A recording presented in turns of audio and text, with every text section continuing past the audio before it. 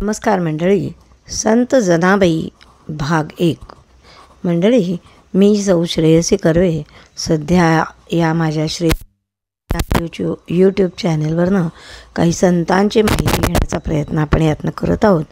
यामध्ये आता संत जनाबाई यांच्याविषयीची माहिती या 2-3 ऑडिओमधनं आपण बघूया. आवडल्यास नक्की लाईक करा, आपल्या मित्रमंडळींना पाठवा आणि माझा श्रेयसी कर्वे हा यूट्यूब चॅनल सबस्क्राईब करा.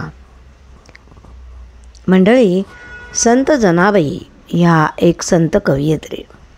गोदावरी नदीच्या तीरावर गंगाखेड या गावी दमा आणि कुरुंद या पतिपत्नींच्या पोटी पांडुरंगाच्या आशीर्वादाने झालेलं हे कन्यारत्न जनाबाई. 5 वर्षांची होताच पंढरपूरला दामाजी या व्यक्तीच्या घरी देवाच्या आदेशाप्रमाणे दमा या तिच्या पित्याने तिला पोस्त केलं आणि पुढे ती नामदेवाच्या संगतीमध्ये लहानाची मोठी झाली. पंढरपूरला गेलेले असताना एकाएकी तिचे आईवडील मरण पावले. एकदा पंढरपुरी फार मोठे वादळ झाले आणि या वादळामध्ये नामदेवांच्या घरी ती राहत असताना नामदेवाचं हे चंद्रमौळी घर सगळं उद्ध्वस्त झालं. साक्षात पांडुरंगाने स्वतः येऊन ते पुनश्च पूर्ववत बांधून दिलं. देवाला या कामी खूपच कष्टश्रम झाले असतील म्हणून जनाबाई त्याची पाठ रगडीत बसली. या तिच्या भोळ्या बावड्या सेवेने पांडुरंग तिच्यावर खुश झाले. तिच्या भोळ्या बावड्या सेवेने प्रसन्न होऊन ते पुढेही तिच्या कामामध्ये तिला मदत करू लागले.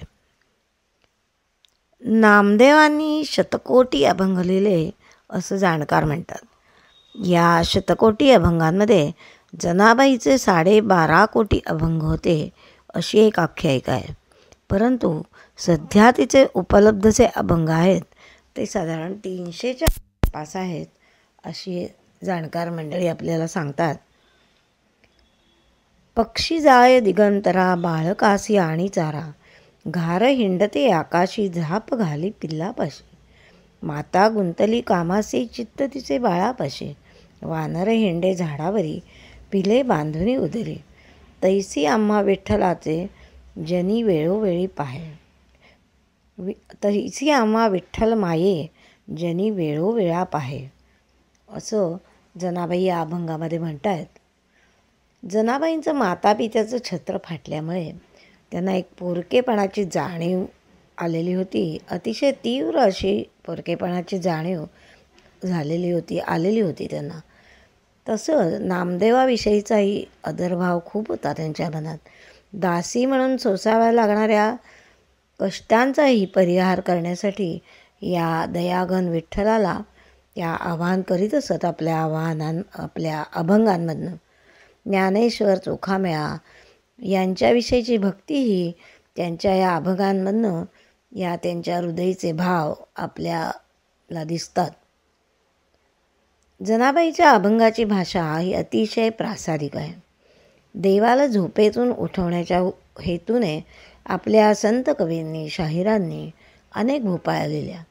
उठी उठी बा मोरेश्वरा, उठा पांडुरंगा आता, घनश्याम सुंदरा श्रीधरा, अशा अनेक भूपाळ्या आपल्यापैकी अनेकांना माहिती आहेत, पाठही आहेत. संत जनाबाईंनी म्हटले तर भूपाळी आणि म्हटले तर काकड आरती अशी एक सुंदर रचना केली आहे. लेकराला जसं उठवावं तसं जनाबाई या अभंगांमधून देवाला उठवण्याचा प्रयत्न करतात. जनाबाई देवाला सांगतायत, उठा पांडुरंगा प्रभात समयो पातला, वैष्णवांचा मेळा गरुडापारी पातला, वाळवंटापासून महाद्वारापर्यंत सुरवरांची दाटी उभे जोडूनी हात, शुक सनकादिक नारद तुंबर भक्तांच्या कोटी, कवाडा आडूनी पाहता ती उठा जगजेठी. जनाबाई पांडुरंगाला म्हणतायत की बा पांडुरंगा, सकाळ होत आली आहे, आता उठा. अहो, तुमच्या दर्शनासाठी वैष्णवांचा फार मोठा समुदाय गरुड पारावर तिष्ठत उभा आहे.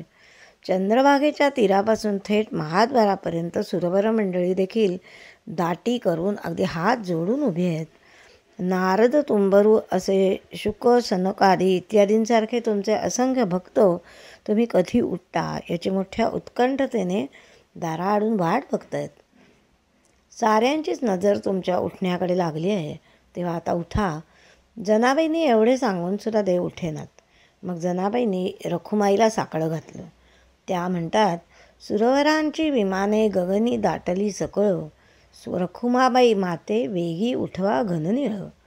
रंभादिक नाचती उभ्या जोडून हात, त्रिशूळ डमरू घेऊन आला गिरिजेचा कांत. अगं रखुमाई माते, देवांची विमाने इतकी येत आहेत की त्यांनी सारं आकाश व्यापून टाकलं. तेव्हा अधिक गोंधळ होऊ नये म्हणून माते तूच आता तुझ्या नवऱ्याला उठव. एकीकडे रंभा उर्वशी नाचतायत, स्वतः उमापती भगवान शिवशंकर डमरू घेऊन आले आहेत. तेव्हा आता पांडुरंगाला उठवाच. अखेर पांडुरंग उठले. शुचिरभूत होऊन विटेवर उभे राहून आपल्या दर्शन देण्याच्या कामावर रुजू झाले. भक्तमंडळींनी पंचप्राण्यांच्या आरत्यांनी देवाला ओवाळले आणि कनवाळू कृपाळू अशा पांडुरंगाला जनाबाई म्हणते की तुमचे भक्त आहेत तरी कसे? पाहूया उद्याच्या भागात.